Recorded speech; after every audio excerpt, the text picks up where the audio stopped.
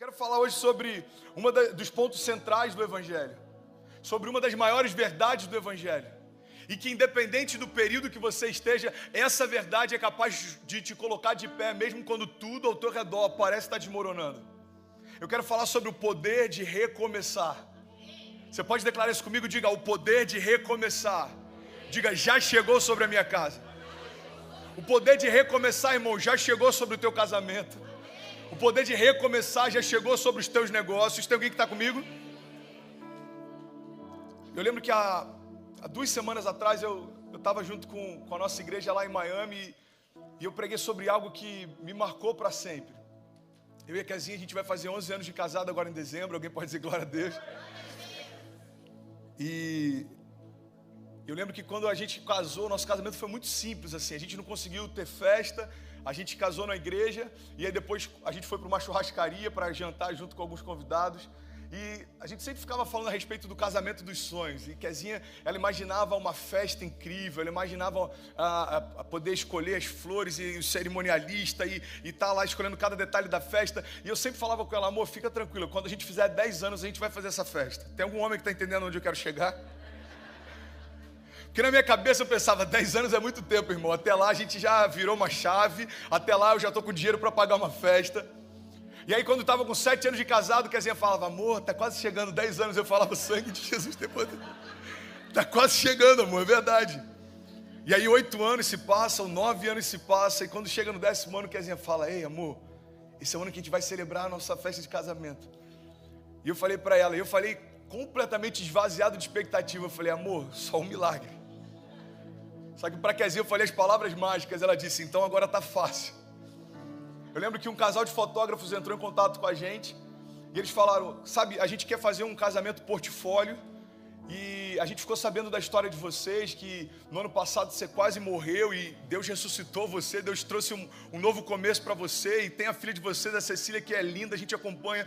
E a gente falou: cara, que tal a gente fazer um casamento portfólio com o André e com a Kezinha? E a gente queria saber se vocês topam. Vai ser só fake, é só, vocês vão ter lá, vai ter um pastor, vai renovar as alianças de fato, só que não vai ter convidados, é só um portfólio. A gente falou: tá ótimo.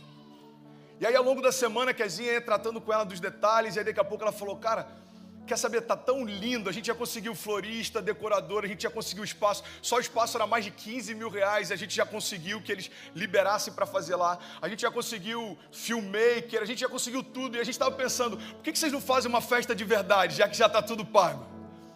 E aí eu falei: tá bom, como é que a gente faz isso? Ela falou: bom, o buffet falou que faz a preço de custo, é só, sei lá, 10 mil reais. Eu falei: então... Eu falei: o máximo que eu consigo levantar é 800 reais, é tudo que eu consigo. Ela falou: eu acho que não dá, mas eu vou falar com o dono do buffet. Aí daqui a pouco ela retorna e fala: olha, eu falei com o dono do buffet, ele falou que topa. Se vocês conseguirem ajudar com 2 mil reais, ele faz. Eu falei: então, lembra dos 800 reais? Ainda estou naquele ponto da história. Aí daqui a pouco ela retorna: quer saber? O dono do buffet falou que ele vai fazer e vai pagar tudo para vocês. E aí chegou o dia. Pode celebrar comigo, irmão. Os milagres que eu vivi, eu declaro que você vai viver infinitamente mais sobre a tua casa, porque é a unção que a gente honra, a gente usufrui dela, amém? E a gente chega lá no dia do casamento e eles mostrando pra gente toda a decoração, foi lindo, lindo, lindo. A Cecília entrou com as alianças no ninho de passarinho, tava todo mundo lá, nossos amigos, a família, a gente estava celebrando a vida, celebrando o renovo da nossa aliança. E aí quando a gente chegou lá, no meio das cadeiras tinha uma árvore toda cortada, cheia de marcas de corte. E aí os fotógrafos falaram: olha, desculpa, mas a gente não conseguiu tirar essa árvore, porque a gente pediu para o jardineiro arrancar ela, está muito feio na fotografia, não tem nada a ver com a composição. Mas o jardineiro, ele começou a cortar, cara, e preste atenção nisso, porque eu estou falando exatamente da tua história, e vai fazer sentido para algumas pessoas aqui. Eles falaram: o jardineiro começou a cortar aquela árvore, era um pé de tangerina. E aí no meio do corte, ele parou, ele começou a chorar, ele falou: eu não consigo. Aí o decorador falou assim: como assim, fulano, você não consegue? Ele falou: eu não consigo cortar a árvore que dá fruto. Eu não consigo. E aí o pessoal que estava no entorno começou a se emocionar. E eles falaram: quer saber? Deixa ela aí. Deixa ela aí. Ela vai fazer parte da festa. E aí quando a gente chegou, eles contaram essa história. Eu falei: ei, esse pé de tangerina sou eu, irmão. Porque teve momentos em que parecia que tudo dizia que não. Tinha momentos em que parecia que tudo estava desmoronando ao meu redor. Tem momentos, irmão, que a gente é marcado pelas lutas. Tem momentos em que a gente é entristecido, é perseguido, é caluniado. Tem momentos em que parece que nada dá certo. Tem momentos que parece que promessas não se cumprem. Mas Deus está falando: ei, eu não corto árvore que dá fruto. Fique em paz, está tudo certo. Fique em paz. E é nesse momento em que a gente tem que se agarrar ao poder de evangelho para recomeçar. O poder do evangelho faz com que, mesmo quando tudo diz que não, continua dentro de nós a voz do nosso Pai ecoado, dizendo: ei, eu continuo acreditando em você. Eu não voltei atrás das promessas que eu te fiz e eu não desisti do que eu te prometi. O poder de recomeçar fala a respeito de Deus pegar alguém completamente ferido, marcado, cansado, exausto das lutas, e estabelecer sobre ele um novo começo. E sabe qual é a boa notícia? Se você tropeçar lá na frente, Deus continua te levantando de novo. Se você se cansar no meio do caminho, Deus continua te renovando de novo. Quando parece que é o teu fim, irmão, Jesus lembra para você: é só mais um recomeço. E essa é a verdade do evangelho. Deus estabelecendo realidades que pelo pecado a gente perdeu acesso. Entenda isso em nome de Jesus, irmão. Tem muita gente que não consegue entender a redenção porque não entende o que a redenção trouxe de volta para nós. A redenção nada mais é do que o resgate de Deus, ou seja, Deus estabelecendo de novo aquilo que já estava acessível para a criação desde o princípio. E eu quero compartilhar algumas chaves com você que a gente passa a ter acesso a partir do momento que a gente se lança em Deus. Você está comigo? A gente passa a experimentar, irmão, a paz que excede todo entendimento. Filipenses 4,7 diz: e a paz de Deus que excede todo entendimento guardará os seus corações e as suas mentes em Cristo Jesus. A gente passa a experimentar a ausência de ansiedade. 1 Pedro 5,7 diz: por isso lancem sobre ele toda a sua ansiedade, porque ele tem cuidado de vocês. A gente passa a experimentar proteção em meio aos desertos. Salmo 23,4 diz: mesmo que eu ande pelo vale da sombra da morte, eu não temerei mal algum, porque tu, Senhor, estás comigo. A gente experimenta provisão. Tem alguém que está comigo? Diga amém. Filipenses 4,19 diz: porque o meu Deus suprirá todas as suas necessidades segundo as suas riquezas em glória. Quando a gente se lança em Deus, a gente experimenta cuidado. Salmos 91,7 diz: podem 1000 cair ao teu lado, 10.000 à tua direita, mas você não será atingido. Quando você está em Deus, irmão, você experimenta renovo. Você pode declarar isso comigo? Diga: renovo de Deus. Isaías 40:29 diz: ele fortalece ao cansado e dá grande vigor ao que está sem forças.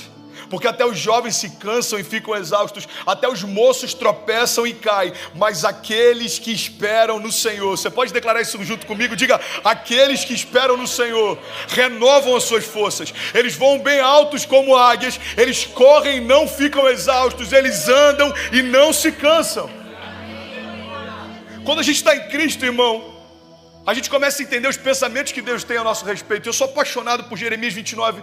Ele diz: porque eu bem sei os pensamentos que eu tenho a vosso respeito, diz o Senhor, pensamentos de paz e não de mal, para te dar o fim que você deseja. Quando a gente está em Cristo, a gente tem acesso a descanso. Mateus 11:28 diz: vinde a mim todos vós que estáis cansados e sobrecarregados, e eu vos aliviarei. Tomai então o meu jugo e aprendei de mim, que sou manso e humilde de coração, e você encontrará descanso para a sua alma. Pastor, é tudo isso que o evangelho tem para mim? Não, ele tem mais. Ele tem uma promessa. Eu ministrei isso algumas semanas atrás: você não está sozinho. Você pode dizer isso para quem está do seu lado? Diga: irmão, você não está sozinho. Romanos 8:37 diz: mas em todas essas coisas nós somos mais do que vencedores, por meio daquele que nos amou. Porque eu estou certo de que nem a morte, nem a vida, nem anjos, nem principados, nem potestades, nem o presente, nem o porvir, nem altura, nem profundidade, nem qualquer outra coisa na criação poderá nos separar do amor de Deus que está em Cristo Jesus. Quando a gente está em Cristo, a gente tem acesso à verdadeira paz. João 14:27 diz: deixe-vos a paz, a minha paz eu vos dou, e eu não a dou como o mundo dá. Por isso não se turbe o vosso coração, nem se atemorize. Quando você está em Cristo, irmão, tem alguém que está recebendo isso? Você tem acesso à salvação. Romanos 10:9 diz: a saber, se com a tua boca confessares ao Senhor Jesus e no teu coração crer que Deus o ressuscitou dos mortos, você será salvo. E é sobre isso que eu quero falar nessa manhã. A verdade é que a Bíblia fala de recomeços o tempo inteiro. A Bíblia fala de Deus estabelecendo algo novo o tempo inteiro. E talvez, se você for analisar os heróis da fé que mais te inspiram, todos eles se tornaram homens extraordinários e saíram da área comum e saíram da zona de conforto a partir do momento que Deus estabeleceu um novo começo. Você quer um exemplo? Quando Deus chega para Abraão e fala: ei, sai da tua terra, sai do meio da tua parentela, abre mão da tua segurança e vai para o lugar que eu vou te mostrar. Irmão, ele teve que abrir mão de tudo até que Deus estabeleceu sobre ele paternidade sobre multidões. Quando Deus pega Moisés, ele é deixado num cesto, é criado dentro do palácio de Faraó, ele abre mão da sua casa, ele precisa abrir mão de todas as suas realidades para ser criado dentro da casa daquele que a princípio o perseguia. Só que Deus levanta ele como um libertador sobre o seu povo. Você pega a história de Noé, Noé começa a construir uma arca quando nada parecia fazer sentido. As promessas que Deus trouxe para Noé fizeram com que durante anos ele estabelecesse algo que não fazia sentido para ninguém, até que a chuva veio. Foi assim com Davi.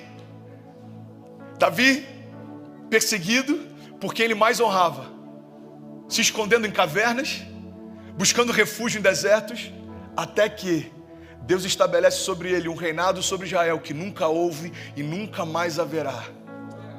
Foi assim com Jesus também.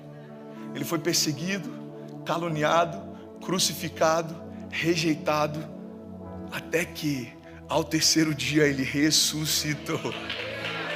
Você está comigo, irmão? Deus está falando aí? É a partir do recomeço que a minha glória se manifesta. É a partir do recomeço que aquilo que parecia impossível agora se torna inevitável. Porque, irmão, vamos ser sinceros, crise todo mundo passa. Agora, o que nos diferencia do mundo é saber que apesar das nossas crises, a nossa casa permanece de pé.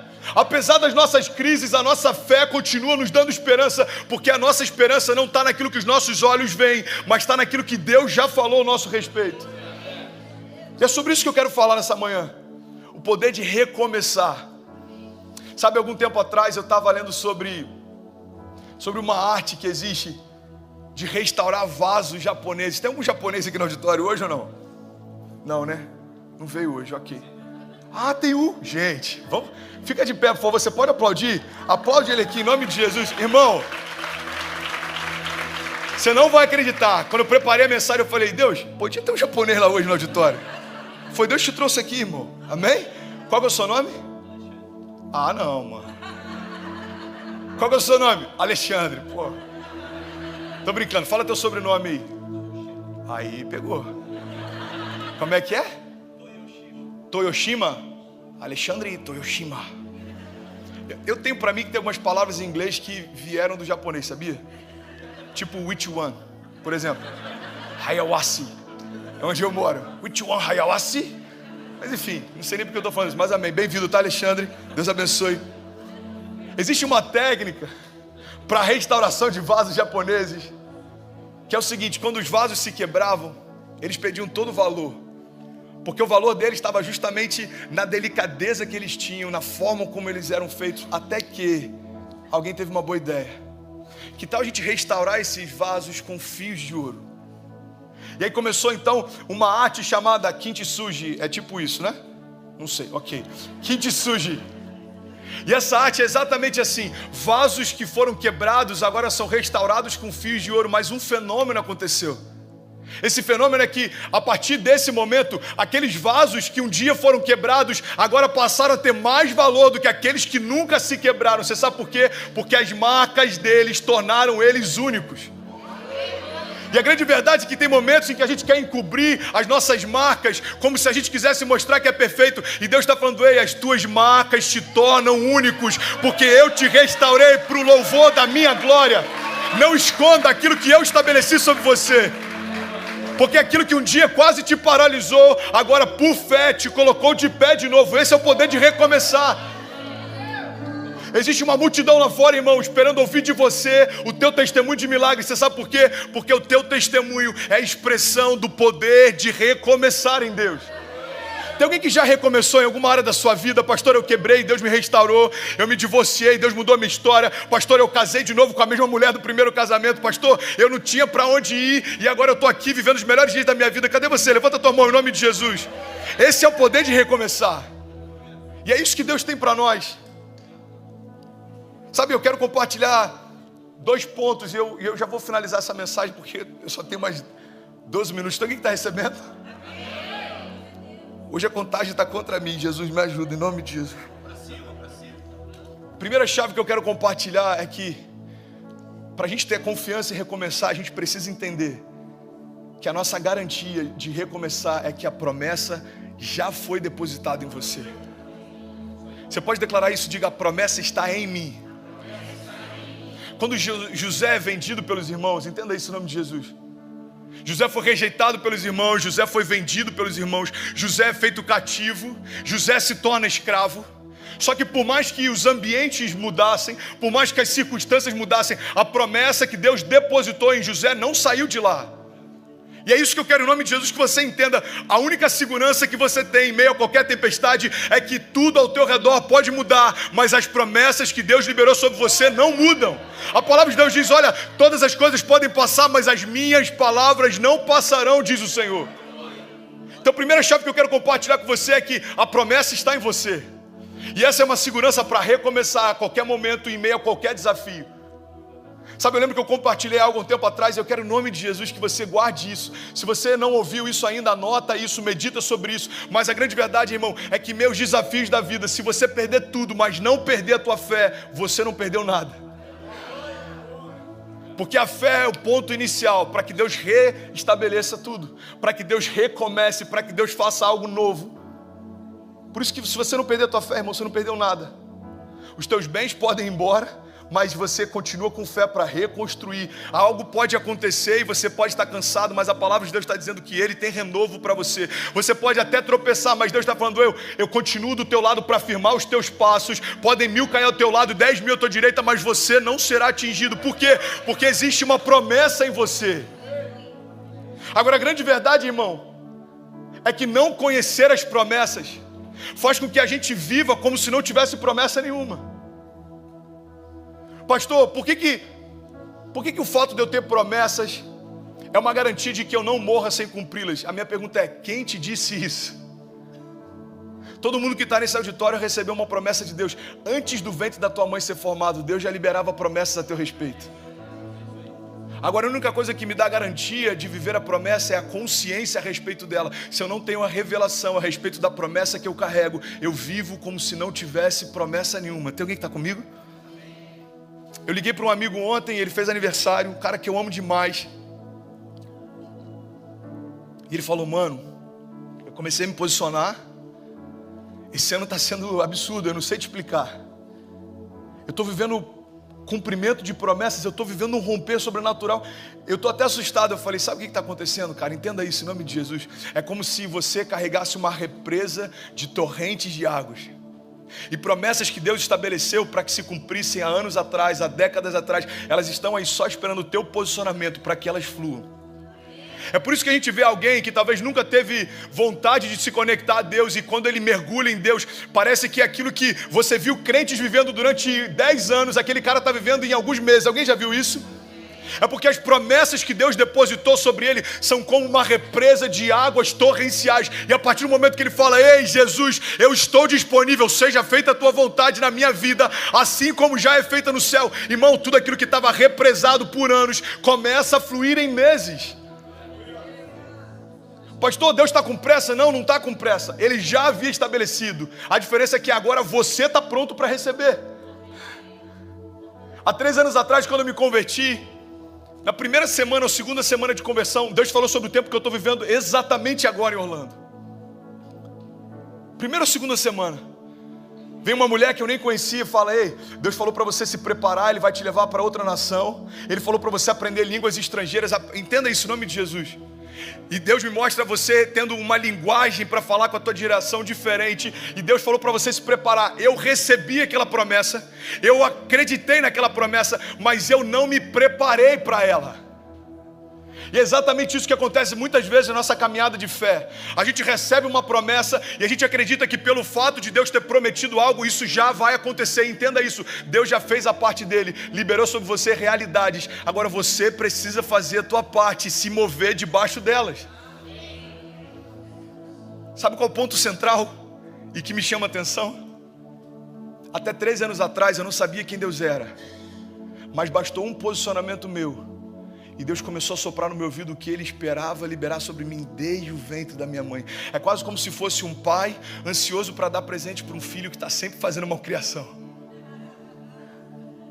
Aí depois de meses de malcriação, esse filho corre para o colo do pai e fala: pai, eu te amo. Você consegue imaginar? O pai fala: vem cá, deixa eu te levar num quarto. Você está vendo isso aqui? Há 1 ano atrás é isso que eu tinha guardado para você, mas você não mereceu receber. Então por cuidado e zelo eu guardei de você. Está vendo isso aqui? Há 6 meses atrás eu queria te dar, mas você ainda não estava pronto. Se eu te desse isso antes do teu caráter ter sido formado, eu ia matar você ao invés de te abençoar. Está vendo isso aqui? Isso aqui eu estou guardando desde que você estava sobre o ventre da tua mãe. Mas filho, porque agora você se posicionou, pode entrar. Tudo que está aqui é seu, tudo que eu tenho é seu. Por quê? Porque você está pronto para receber o que Deus quer te dar.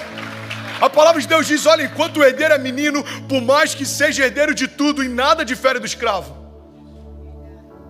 Como diz o pastor Drummond, a verdade, irmão, é que a plenitude de Deus está esperando a gente crescer. E tem coisas que a gente não experimentou e está perguntando: Deus, o que falta? Deus está falando: só falta você dar espaço para que a promessa se cumpra. Eu estou interessado em fazer infinitamente mais do que tudo aquilo que você já pensou, do que tudo aquilo que você já me pediu, segundo o poder que em você atua. Você está comigo? Anos de promessas se cumprindo em meses. Eu declaro sobre você em nome de Jesus. Anos de promessas. Pastor, explica o que está acontecendo em Orlando. Eu vou te explicar. Uma palavra chamada convergência. Anos de promessas que o pastor Márcio carrega, anos de promessas que o pastor André carrega, anos de promessas que o Vinícius Zulato carrega, anos de promessas que o Léo carrega, que o Samuca carrega, que o Jason carrega, que você carrega, que os teus filhos carregam. Quando tudo isso se conecta, a gente fala: ei Deus, a gente está pronto para viver. Deus fala: então eu estou pronto para derramar sobre vocês. Esse é o poder de recomeçar. Pastor, mas lá no Brasil, pastor, mas 1 ano atrás, pastor, mas na semana passada, Deus está falando: ei, do teu passado eu não me lembro mais, eu quero estabelecer coisas novas. Esquece o que ficou para trás. A partir de Cristo tudo se fez novo. E a segunda chave que eu quero compartilhar é que, para a gente recomeçar, a gente precisa aprender uma arte, é a arte de reconstruir a partir das ruínas. Sabe, tem uma passagem que me chama a atenção, está lá em Esdras 3, a Bíblia diz que o povo, ele volta do cativeiro, mas quando ele chega na cidade, estava tudo destruído, irmão. E eu preciso advertir você em relação a isso. O fato de Deus nos dar uma nova chance não significa que vai estar tudo pronto. Você está pronto, mas talvez algumas coisas ao teu redor estejam completamente destruídas. Talvez você está aqui, a tua esposa não veio. Talvez você está aqui, o seu esposo não veio. Talvez você está aqui, mas a tua empresa está lá, no meio de uma crise absurda. E você precisa entender isso. Quando você retorna para as ruínas, a questão não é a condição em que elas estão. A questão é o quão cheio de Deus você está. Porque quando você chegar lá, tudo ao teu redor pode parecer destruído, mas você vai reconstruir a partir das ruínas. Esdras 3 diz que os sacerdotes chegaram lá e o templo estava destruído. Eles começaram a se juntar para estabelecer novamente os pilares de reconstrução do templo. Mas o que Esdras 3 diz é que antes que o templo fosse reconstruído, os sacerdotes reconstruíram o altar. Eles começaram a juntar pedras. E a despeito de como estava o templo ao seu redor, eles começaram a louvar e a agradecer a Deus por tudo aquilo que ele já estava fazendo. A Bíblia diz que os sacerdotes então começaram a restaurar o altar, e depois que o altar estava pronto, eles começaram a oferecer louvor e sacrifício em gratidão a Deus. Entenda isso em nome de Jesus, irmão. Tem áreas da nossa vida que a gente ainda não conseguiu reconstruir, porque antes da gente reconstruir as paredes ao nosso redor, a gente precisa reconstruir o altar dentro de nós. A gente está assim: Deus, muda a minha empresa, muda o meu casamento. E Deus está falando: ei, deixa primeiro mudar você. Deixa eu primeiro tirar o teu cansaço, ei, deixa eu lavar suas feridas, deixa eu tirar toda a mancha, deixa eu tirar toda a culpa, deixa eu tirar todo o peso, deixa eu tirar toda a condenação, todo o cansaço, toda a comparação, toda a crise, toda a ansiedade. Ei, deixa eu tirar de você aquilo que não fui eu quem coloquei, para que possa ser estabelecido sobre você aquilo que eu quero te dar. Para entrar o novo de Deus, irmão, a gente tem que se esvair do velho. A palavra de Deus diz, olha, você não coloca remendo sobre roupas novas. Porque se fizer isso, você vai destruir a roupa velha. Entenda isso em nome de Jesus. Você não coloca pano velho em roupas novas, assim como você não coloca vinho novo sobre odres velhas. O que Jesus está dizendo para nós, o que a palavra está dizendo para nós é: evangelho não é remendo, evangelho é renovo. Eu não quero camuflar as tuas feridas, eu quero que elas não existam mais. Eu não vim para anestesiar a sua dor, Jesus está falando, eu vim para que elas não existam mais. Você está comigo? E aí Esdras 3 diz que eles retornam do exílio, tudo destruído, mas eles estavam lá adorando. Tudo destruído, mas eles estavam lá reconstruindo. E aí do nada começa então a reconstrução dos templos, e começa a reconstrução das casas, e começa a reconstrução da cidade. Mas tudo isso partiu de um ponto central: a adoração do povo fez com que tudo fluísse ao redor disso. Você lembra de Paulo e Silas na prisão? Eles estão presos em cadeias, mas estão adorando. Irmão, eu não sei se você já parou para pensar nisso, para perceber esse detalhe, mas adoração é expressão de liberdade e gratidão. Quando eles estão expressando a gratidão dele, a liberdade, eles estão dizendo, fisicamente estamos em cadeias, mas interiormente continuamos livres para sempre, porque se o Filho de Deus nos libertou, verdadeiramente nós somos livres. Presos em cadeias, livres dentro de si. Eu lembro de quando eu estava internado, eu acho que eu comentei isso aqui. Um pastor veio me visitar de madrugada, eu compartilhei isso no livro 3 Dias no Barco. Eu estou deitado, com um catéter na minha jugular, eu estou lá, eu acho que devia ter, 2 semanas de internação, chega um pastor. Eu falei, pastor, tudo bom? Deixaram você entrar? Ele falou, eu mostrei a carteirinha de pastor. Eu falei, cara, que bom, senta aí. E a minha expectativa era, ele veio para uma visita pastoral. O que eu não sabia era que ele veio para pedir ajuda. Aí ele sentou na cadeira do lado da minha maca e começou a chorar. Falou, cara, eu preciso de ajuda. Eu tenho acompanhado o que você está vivendo. Ele era de Cabo Frio também, e a gente tinha construído uma igreja em Cabo Frio, e eu fui internado em Cabo Frio. Ele falou, eu estou ouvindo algumas pregações e me constrange, eu quero voltar a queimar por Jesus como eu queimava antes, cara, me ajuda. E aí eu vi naquele quarto uma coisa que mudou minha vida, entenda isso em nome de Jesus. Aos olhos de todo mundo, inclusive dos médicos e até aos meus próprios olhos, o doente naquela situação era eu. Mas na verdade, apesar do meu catéter na jugular, quem estava ministrando cura era quem estava na maca. Então Deus estava falando, ei, as cadeias não são físicas, elas são emocionais. Assim como a tua liberdade não depende dos cenários onde você está, mas da vida de Deus que você carrega. É por isso que o salmista ele fala, e a gente precisa trazer isso à nossa memória, mesmo que eu ande pelo vale da sombra da morte, ou seja, mesmo que os cenários sejam adversos, mesmo que pareça que nada faça sentido, mesmo que pareça que está tudo desmoronando, mal nenhum eu temerei. Por quê? Porque tu estás comigo, Senhor. Essa é a minha garantia. Você pode declarar isso comigo em nome de Jesus? Diga, eu não vou temer. Diga, em meio a qualquer circunstância, adversidade, diga, porque eu tenho uma garantia. Ele estará comigo todos os dias da minha vida, até a consumação dos séculos. Se você crê nisso, você pode aplaudir no seu lugar. Reconstruir, irmão. Deus chamou para recomeçar. As paredes estavam destruídas, mas o altar não. Por isso que eu quero, em nome de Jesus, te convidar a meditar nisso. Cara, você pode perder tudo, mas se você não perder a fé, você não perdeu nada. Deus está pronto para recomeçar hoje a tua história.